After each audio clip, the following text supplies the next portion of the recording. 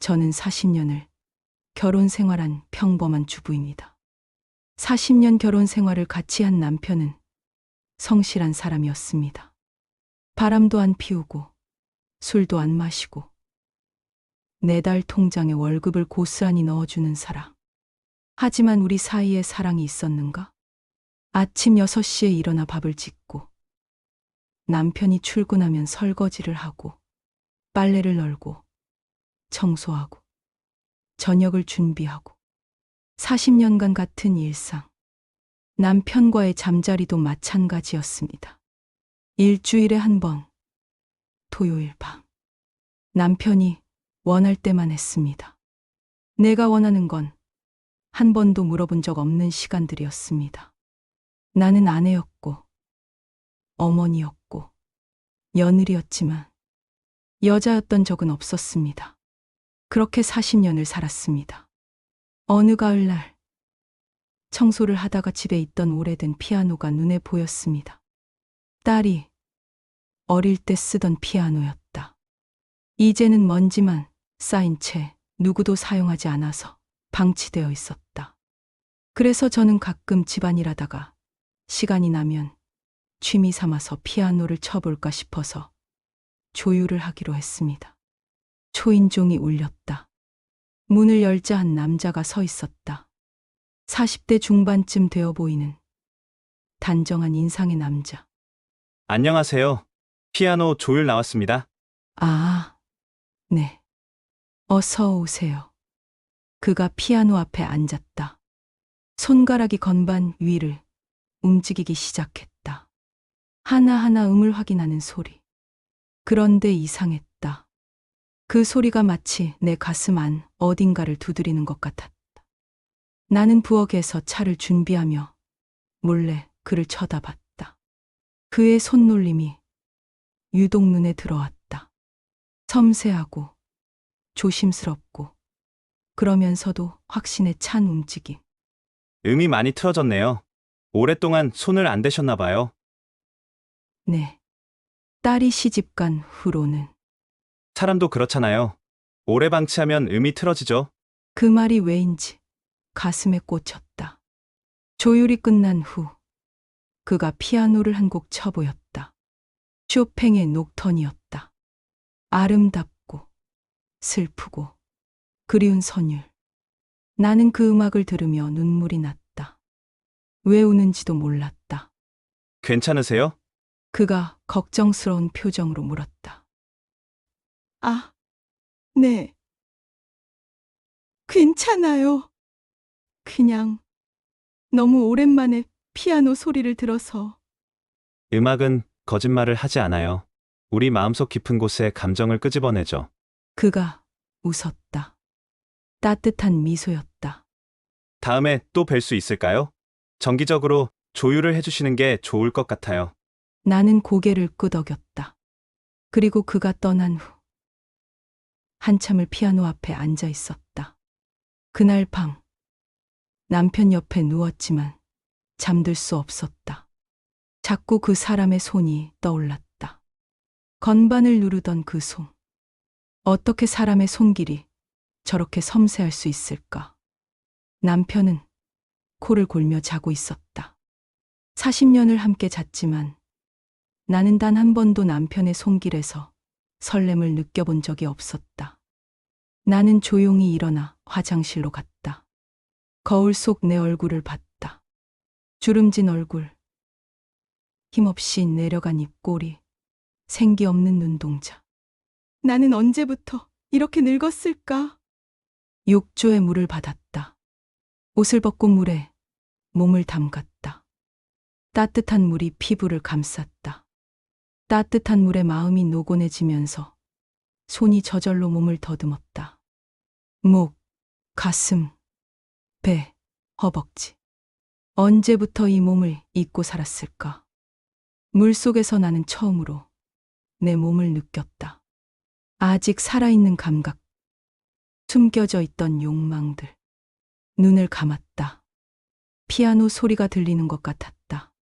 그리고 그 손길이 내 피부를 스치는 상상.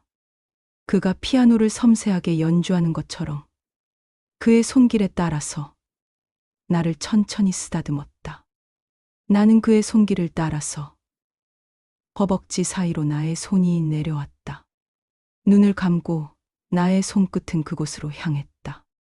그 촉감은 낯설었지만 좋았다. 조금씩 숨이 가파졌다. 중지로 그곳의 사이를 비비며 왼손으로는 축 처진 가슴을 움켜쥐었다. 순간적으로 입에서 새어나오는 소리에 입을 막았다. 하지만 나는 나의 손돌림을 멈출 수 없었다. 나는 처음으로 혼자서 쾌감을 느꼈다. 63년 인생에서 처음으로. 다음날 아침, 나는 달라져 있었다. 옷장을 열고 예뻐서 샀지만 그동안 입지 않던 옷들을 꺼내 입었다. 그리곤 헐거워진 옷을 버렸다. 향기로운 로션과 화장품도 몇 가지 샀다. 그리고 집으로 돌아오는 길에 발견한 미용실에 들려서 머리를 염색했다. 여보, 왜 갑자기? 남편이 의아해했다. 그냥 나도 좀 가꾸고 싶어서. 이 나이에? 다 늙어서는 무슨... 그 말에 화가 났다. 하지만 참았다. 40년간 그랬듯이. 2주 후 피아노 조율사가 다시 왔다. 정기 점검 드리러 왔어요.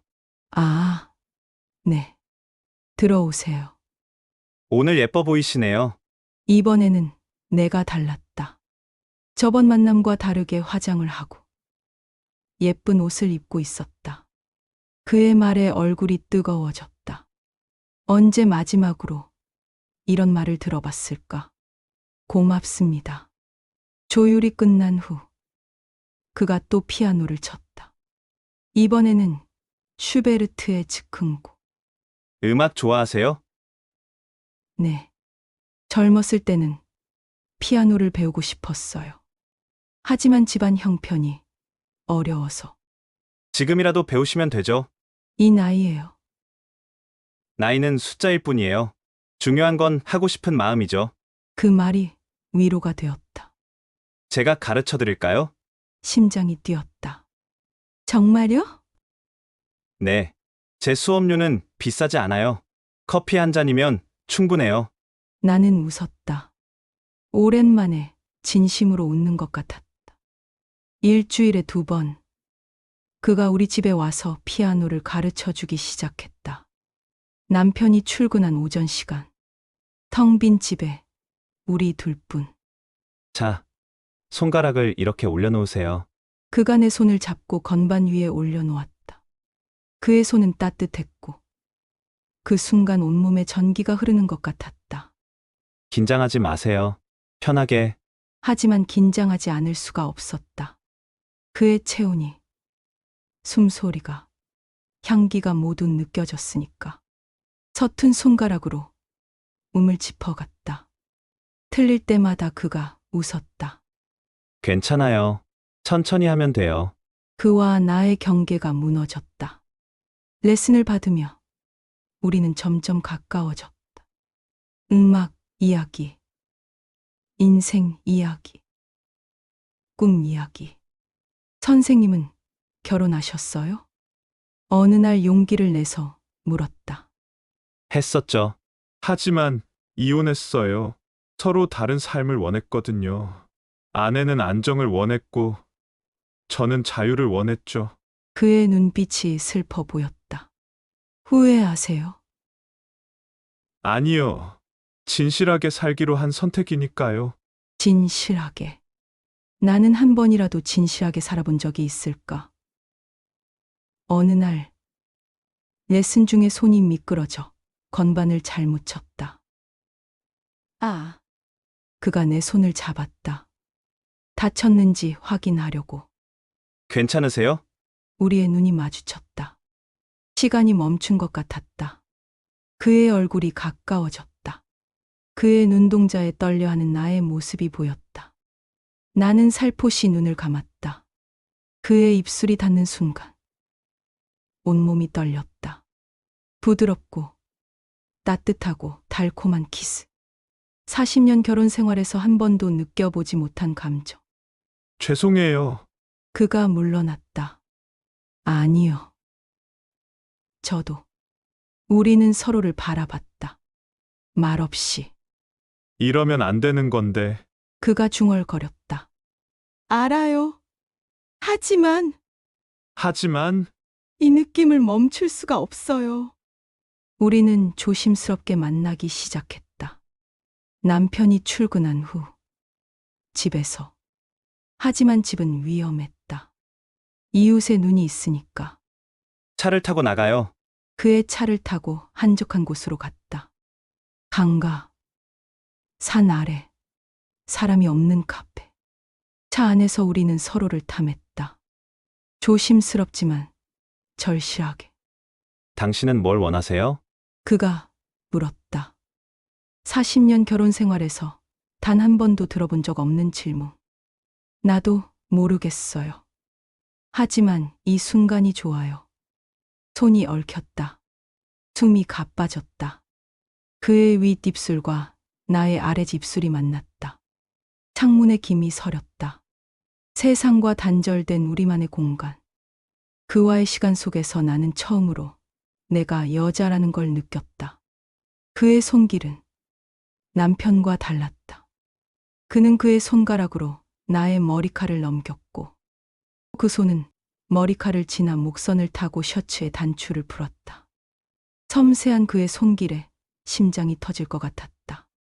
긴장한 나의 모습에 그는 기다려주고 내 반응을 살폈다. 괜찮아요? 아니요. 좋아요. 더 천천히 할까요? 아니요. 이대로 계속해 주세요. 그는 내 몸을 악기처럼 다뤘다. 어디를 만지면 어떤 소리가 나는지 알았다. 그가 꼭지를 만지는 순간 나는 처음으로 소리를 냈다. 억눌렀던 욕망이 터져 나왔다.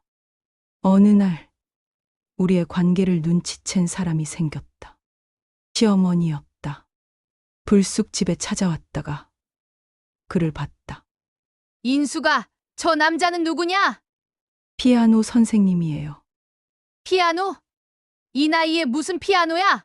시어머니의 눈빛이 날카로웠다. 그리고 왜 화장을 그렇게 진하게 하고 다니냐? 남편 있는 여자가 가슴이 철렁했다. 어머니, 그냥 제가 좀 가꾸고 싶어서. 가꾸긴 다 이유가 있어서 그러는 거지. 시어머니는 의심의 눈초리로 나를 봤다. 조심해라. 애비한테 들키면 큰일 난다. 결국 들키는 날이 왔다. 남편이 회사 일로 출장을 간다고 했다. 2박 3일. 나는 그를 집으로 불렀다. 처음으로 침대에서. 그가 바지를 벗고 침대 위로 올라왔다. 나는 그를 위해서 처음으로 란제리를 입었다. 그는 내 몸 위로 올라왔다. 그리고 그의 입술이 이마부터 천천히 내려와 허벅지에 닿았다. 그의 입술이 간지럽게 하는데 그것만으로 나를 젖게 만들기에 충분했다. 그는 손가락으로 젖은 아래를 문질렀다. 그는 충분히 젖은 것을 확인하고 그의 두껍고 거대한 물건이 나의 몸으로 들어왔다. 그것이 들어오는 순간 나는 숨을 쉴 수가 없었지만 멈추기 싫었다. 그의 허리를 천천히 움직이기 시작했다. 방 안은 우리의 거친 숨소리로 채워졌다. 하지만 남편의 출장이 취소되었다. 갑자기 집으로 돌아왔다. 여보, 나왔어. 우리는 얼어붙었다. 침실 문이 열렸다. 남편의 얼굴이 굳어졌다. 뭐 하는 거야? 대답해. 이게 뭐 하는 짓이야? 남편이 소리쳤다. 그가 급히 옷을 입고 나갔다. 나는 침대에 앉아 있었다. 미안해. 미안하면 다야? 40년을 같이 살았는데. 남편의 목소리가 떨렸다. 분노보다는 배신감이 가득한 목소리로 왜 그랬어? 뭐가 부족했어? 부족한 게 아니라 당신은 한 번도 나를 보지 않았어. 뭐? 40년 동안 당신은 한 번도 내가 뭘 원하는지 물어본 적 없어. 내가 행복한지, 힘든지, 외로운지, 그런 건 당연한 거 아니야? 부부니까. 당연한 게 아니야. 나는 처음으로 남편에게 소리쳤다. 나도 사람이야. 감정이 있고, 욕망이 있고, 꿈이 있는 사람이라고. 그래서 바람을 피운 거야? 바람이 아니야. 나를 찾은 거야. 잃어버렸던 나를. 남편은 이혼을 요구했다. 너 같은 여자랑 더 이상 못 살겠어. 알았어. 이혼하자. 나는 담담하게 대답했다. 오히려 후련했다. 재산은 반반씩 나눠. 그리고 집은 내가 가질 거야. 좋아. 나는 짐을 쌌다. 40년 삶의 흔적들을 작은 가방에 담았다. 마지막으로 피아노를 봤다. 모든 것이 시작된 곳. 손가락으로 건반을 한 번 쳤다. 아름다운 소리였다. 원룸을 얻었다. 작지만 내 공간. 하지만 외로웠다. 그와의 연락도 끊어졌다. 죄송해요. 저 때문에 이렇게 되어서. 그가 마지막으로 문자를 보냈다. 아니에요. 당신 잘못이 아니에요. 고마웠어요. 답장을 보냈지만 읽음 표시만 떴다. 답은 없었다. 동네 사람들의 시선이 따가웠다. 저 나이에 바람을 피우다니. 남편한테 뭐가 불만이었대? 요즘 여자들은 정신이 없어. 수근거리는 소리들에 힘들었지만 나는 견뎠지만 밤마다 자책했다. 내가 잘못한 걸까? 참고 살았어야 했나? 하지만 동시에 의문도 들었다. 왜 남자의 욕망은 당연하고 여자의 욕망은 죄가 될까? 딸에게서 전화가 왔다. 엄마, 정말 그랬어?